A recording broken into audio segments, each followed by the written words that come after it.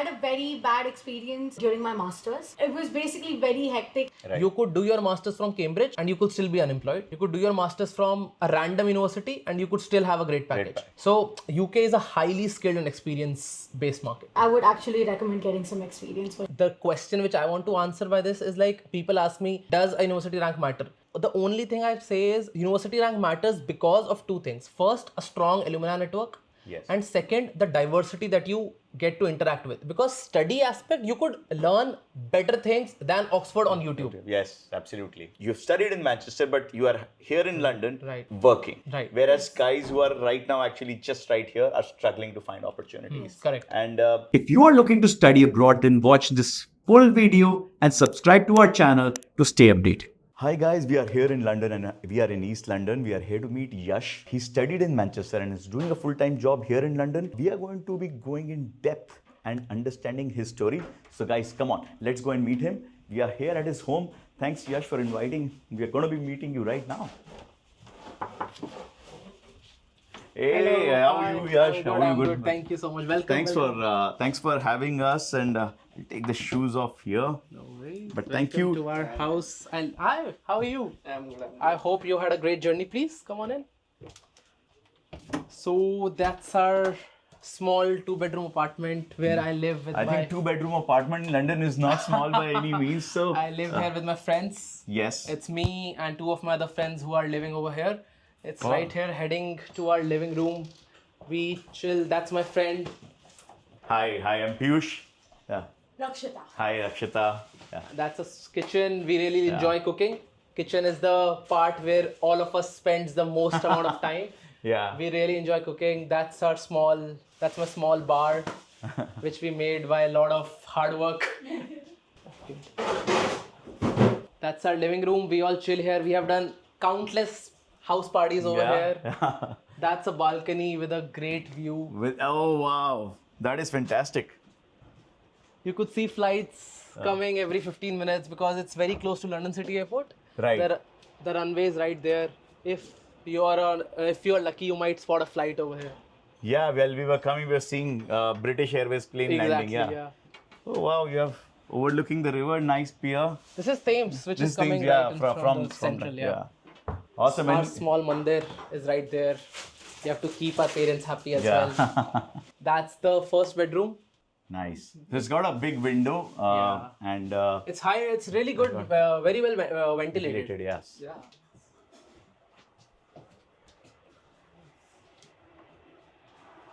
Oh yeah, the plane. I think you could spot it.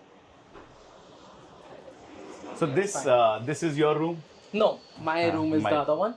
So we have 2 washrooms. This is our storage unit. That's our 1 washroom. Nice. So I think it also takes a lot of effort when in maintaining a place. We have like weekly cleaning days where all 3 of us blast music, and just take vacuums and gloves and just clean the entire apartment. That's the master bedroom. That's my room. Right. That's my working desk. That's my friend's working desk because we're 3 people, 2 rooms, so we have to accommodate everyone's desk. We have a pretty big wardrobe and the second washroom. Yeah, wow. Yeah, I mean, we were in a hotel room which was as big as this. But that is London for us, so yeah. But thanks for having us, Yash and Rakshita, for inviting us to your home. We will be looking forward to now sitting down with you and capturing your experience, understanding from you your journey from India to Manchester to London. So guys, see you now very shortly in the conversation with Yash and Rakshita. Hi Yash, thanks for having us and thank you so much for inviting us in your home. And we know it's a really hot day here in London. Taking out the time from your busy schedule and share with all the students that we have and telling about the very different field of biotechnology. So the aim is for us to understand from you your background and your journey and understand what do students who are studying biotechnology can achieve. Introduce yourself. Tell us about where you are from India. I did my bachelor's from Bangalore in India, and I did my bachelor's in biotechnology itself, biotechnology honors. So it was a BSc biotechnology honors. Which university did you? In Bangalore, there's a place called MS Ramaya. That's a good school. Yes, it is. So it is mostly known for its engineering and medicine. Right. So 3 years ago, they extended it more towards like life sciences, allied health sciences. So which is why I felt like it was a good scope. So I went there. And after that, I did my master's from Manchester and University of Manchester. Yes, and it's from it's biotechnology and enterprise. Biotechnology. So the reason why I took biotechnology and enterprise is because I was a little confused about whether I want to get into research or whether I want to sort of get into the other side of biotech, which is a little more job side. Right. So which is why I took that degree and I figured it out later. Okay. Yeah. So you were not very sure as to what you wanted to do after your masters. Yes. But between your undergrad and your masters, did you have any experience back in India, or you No. came? I came immediately. Immediately.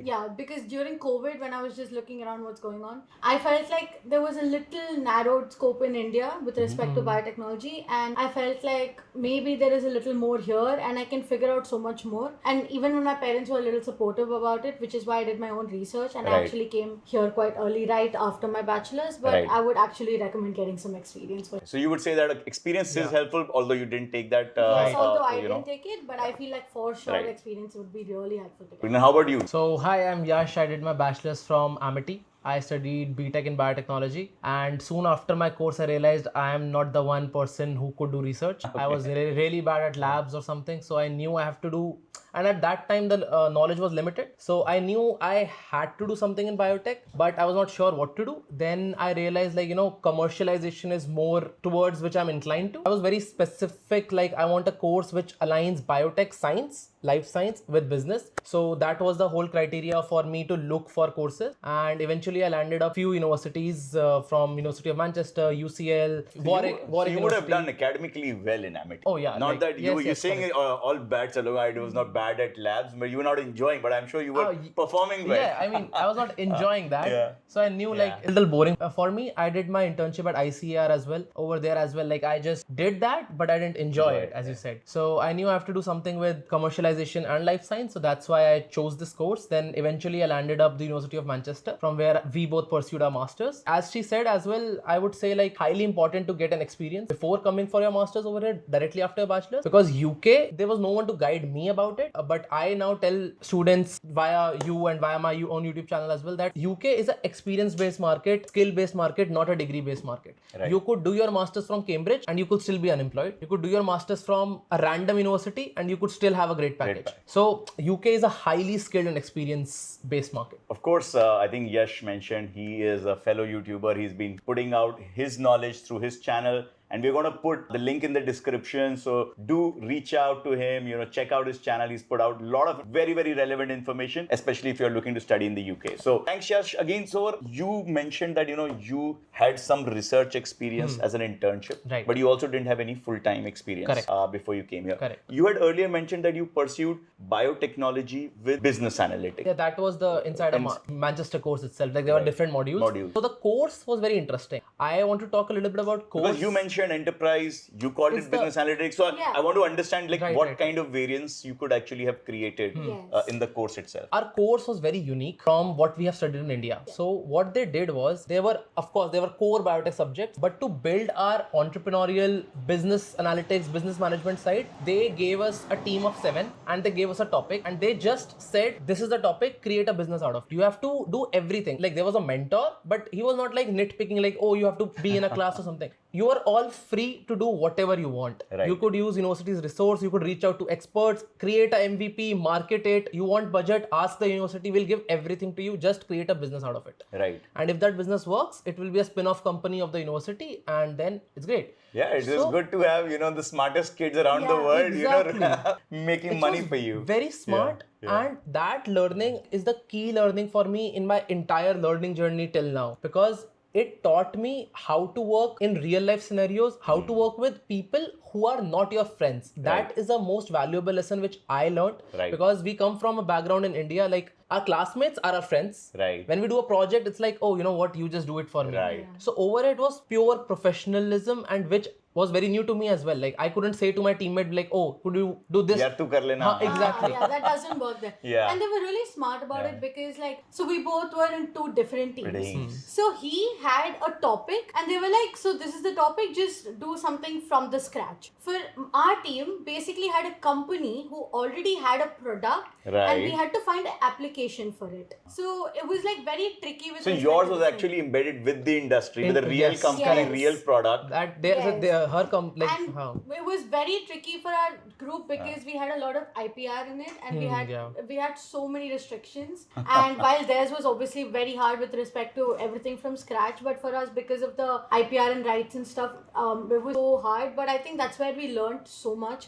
We learned about how their company would work and how you can start something from scratch. And because of the diversity, you get to learn so much. And the teammates were so different from each of you. You get such different skills and different ideology from each of them. So really helpful. Your team members, were they from like India, or they were like from all over the world? Across the globe. So the great thing about the university, the question which I want to answer by this is like, people ask me, does a university rank matter? The only thing I say is university rank matters because of two things. First, a strong alumni network. And second, the diversity that you get to interact with. Because study aspect, you could learn better things than Oxford on YouTube. Yes, absolutely. But the point is that university providing you with what you are actually paying for? You are paying for their high quality alumni network. And alumni network helps you get a job if you tap it carefully. And also the diversity helps you learn and understand people from different backgrounds. And our university was very, very strict about that in a course, the diversity should be maintained. There were 32 people in a class, only one batch per course, 32 people, and amongst them just 8 to 9 Indians. And then apart from that, like everyone from other parts of the world. Why I especially asked this question to you guys is because I know right now we are very close to University of East London, where I had a very, very different kind of feedback, and we've done a video on that and sharing experiences. So guys, please do go watch that as well, because that's what kind of puts University of Manchester in contrast. Right? You guys studied there in a very multinational environment, and now you both are here in London. You've studied in Manchester, but you are here in London working. Whereas guys who are right now actually just right here are struggling to find opportunities. And you are also in a very specialized field, which again is very important to understand. Let's try to get more deeper into that. Biotechnology, right? When we think of that in India, we are always thinking, like you mentioned, research. Which also doesn't really pay that well in India. Be it pharmaceutical companies, be it a lot of these cosmetics companies or food processing companies, a lot of the research is actually not happening in India. So there's very limited scope as to what do you do with and practically every university is teaching biotechnology. Right? So our minds are shut. Open our minds. Tell us, what does studying biotechnology in UK, what you guys are doing, and what all is the world of biotechnology about? So guys, let's take a small pause and let me tell you that I counsel hundreds of students looking to study abroad every month. And I am here to help you guys, not just with understanding your profile, which country or university is the best one for you, but help you through the admission process. And me and my team will get you your visa on time. And if you want a one-on-one counseling session with me, please go into the description. There is a link to my Calendly, and you can book a one-on-one slot with me. And let's get back to our video now. So, you want to take that? Yeah. So I work as a media account executive at a life science communications company. So basically, this is a field that I discovered only after coming here. The reason why I'm here is through the method of elimination, which is, first I was like, I can't do research. I had a very bad experience during my masters. It was basically very hectic, and I realized that it's not in my control. The results are not in my control. And when I know that I am doing my everything, but really I can't help it, I felt like you need to have a lot of patience with respect to that. So which is why I eliminated. I'm like, no, research is not for me. Then that is when we both sat together. We were like, what else is there? So we did our research. That's where I discovered. So my strength, I strongly feel, is basically a little bit towards marketing, a little bit towards like I love giving presentations. I love talking to clients. These kind of things are something that I've always been interested in. So I was like, where can I blend both of these, which is scientific and a little bit more towards marketing, client, and management and everything together. So that's where medical communications come into place. So basically, medical communications is a blend of both of these things that I just mentioned. Right. So it is basically making sure that imagine there is a company X and they want to reach the right audience for their product. Right. So they will come to a medical communications company and they will be like, so this is our product. Now you tell us how can we go ahead with it. So what we do is help with their marketing, audience segmentation, sort of figure out social media for them, and there are so many sectors within it. And all of this is very analytical, right? So I think like your engineering background, everything is coming in handy. Right. Yes. The project that you did is practically what you're doing as a job now. Yeah, exactly. Right? Exactly. It would be crazy if actually the company that whose product you are marketing, is that the company that you're working for? No, sadly not yet, because they're still under research in Manchester, because they have so many things to go through. But yeah, quite similar. So the thing, the why it is so important is because they would need someone with a scientific background for this, because it is not very easy to understand pharmaceutical products or biotechnology products. So they would require someone where you have a call with client and you just understand already, because they'll just be like, so this is a product that is used in immunotherapy. So if it is someone who doesn't have any scientific product, they'll just be like, first you explain me immunotherapy. So it is so much more hectic for a client. So you are like the translator between the crazy geeks who are building out these crazy products to the world who needs to understand and use them. And so you are that translation layer in the middle. Yes. So and I also work with media publication companies like his company, basically. So what I would do is I go to them and I'll be like, so this company is doing this. Why don't you tell me what is your audience segment, and then we can work this out together. So I have to reach out to them and sort of a few of them along with this, and then figure it out and sort of have regular analytics and everything. So this is how the process. I would have not even understood what, even if you just mentioned your title, the way you explained it is so fantastic to understand kind of an opportunity you're working with. Thanks so much for that. How about you? Because your role is also, I know you are a creative person. You also like to, put out content out there for the community. Very similar role for you in your work. So I think you've also been able to manage, combining your knowledge and passion and interest together finally. Please tell us. So I work in sales and operations. So as she mentioned as well, people like us who are from life science background with a business knowledge work in this branches of life science companies who help in translating what the other companies are doing to the world. Similar to her, I am in sales and operations, as I mentioned. Our company wants to talk to other healthcare life science companies, but when you're talking to them, so my company had a prior salesperson before me. He was a general, he had skills in sales and they bought him over. Then when he was in meetings, of course, he would do a meeting and then later he'd be like, oh, they said a lot of things. Could you explain like, okay, what this product does? Like, how does this blood pressure monitoring system works actually? What is it? So they found a gap, like, it's very difficult for him to understand what is happening. There are a lot of companies, life science marketing companies, life science communication companies, who are looking out for people with life science degrees and plus other XYZ skills. That skill could be anything. Plus, like as you mentioned, creative aspects, editors. Life science marketing companies needs editors. Her company had a permanent full-time editor because they need someone who understand little bit about the video, what he needs to make, and then makes it actually. You also need to know how to show the product. Right. Which is very important. Very important. And if you understand the product, then you can do it just so much better. Exactly. So I think it just reaffirms so much of my belief that, doing business analytics or a general management program, you guys are with biotechnology background. You've combined the two. Right. Now you are really a specialist in a domain. Now when a biosciences company is looking for somebody in sales, you would always get the preference because you will be so much better because you understand the entire ecosystem. Right. Not too deep. You are not the crazy scientist, sitting in the lab, but you understand what they are saying. And I strongly believe that skills like marketing and sales can be acquired over time, but scientific knowledge is not something that you can just learn right there. Yes. So what is the name of your company? It's called KDM Communications. KDM so Communications. it is based off in Cambridgeshire. And here you are working remotely. And yes. how about you? Same. My company is Future Medicine AI. The office is in North London, but it's fully remote. Fully So remote. I just have to go on meeting days or something like that. Right. Another very important, I feel like, field that is here or prevalent is medical writer. Yeah. Actually, so let's say if you like lab, but you do not like doing the research part of the labs, but you love writing thesis. Right. But how can you use that skill somewhere else? So that is called medical writing. So like I said, when these companies approach saying this is a product, now can you help me advertise it? So you would need someone in the company to write about the Right. product. A So blog, basically. Yes, basically let it You have be to a write blog. a manual about how to use this Exactly. product, or any. Right. So all there, you're so right. There's going to be so much scientific / consumer Right. content that needs to be written about. In scientific terms, there's stuff like white papers, there is Right.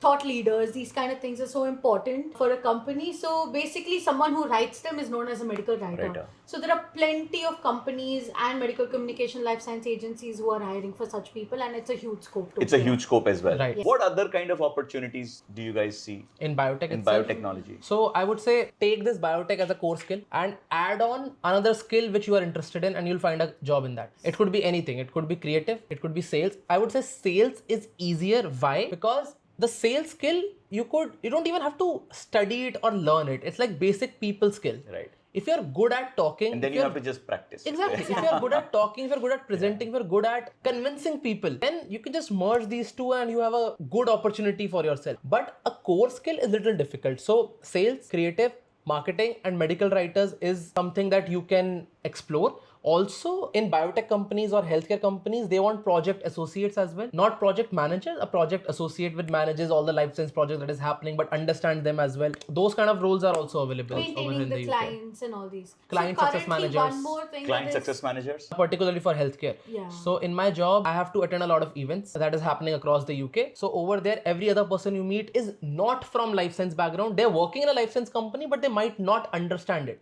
Right. So it gets really difficult for them to make genuine connections with people over there at the event, which hinders in their sales, marketing, and operations. But I've seen people like myself as well when I was working with a company. When I used to go to the events, as I understand science, I could talk to anyone who is in healthcare and understand what he's saying, put out the right questions to establish that warm relationship. Right. And then eventually lead on to that with the calls and everything. That's again so many different domains which are Right. like technology / business. Of course, there could be core technology roles as well. Of course, true. One thing that is very trending at the moment is basically AI in healthcare. Right. It is very important. So I'm actually doing a course on it at the moment so that I can upskill myself. Is that a paid course or? Yes, it is. It's and actually from quite where? an- MIT. From MIT. So you're doing Yes. like an online course from Yes, MIT. it's like a proper 6 weeks course. See, what I love about you guys who are very ambitious is you never stop learning. Yeah, that's true. It's never like, अरे मैं तो star बन गया हूँ, stud हूँ, मेरा job है, देखो सब लोग struggle कर रहे हैं. No, you are always continuing to stay a step ahead. I think that's so important, guys. Don't think that your journey has done when you have the admission. You have to come, work hard Right. here, and then continuously keep adding more to your skill Right. as your professional journey goes. Actual difficulty starts when you land in the UK. Yeah. After your Yeah, I think coming here is the easier part. And as you mentioned, like about I just want to build up on that point. So we also thought, we finished our masters, we have a job, now nothing else. But the reality hits you hard. The first company which I was working with, that company had some issues internally, so they got restructured. So I was laid off. The entire team was laid off from that company. So then I realized, man, I have to upskill myself to keep up with the market. And since then, I got this life learning lesson, which you just mentioned as well, that you should never stop learning. Sort of have guts to do anything. That's Right. because so in Manchester, we both very clearly knew that we didn't actually have scope there. You cannot just look at a job on LinkedIn and apply for it. That's But not how it's it like works. we've found one story.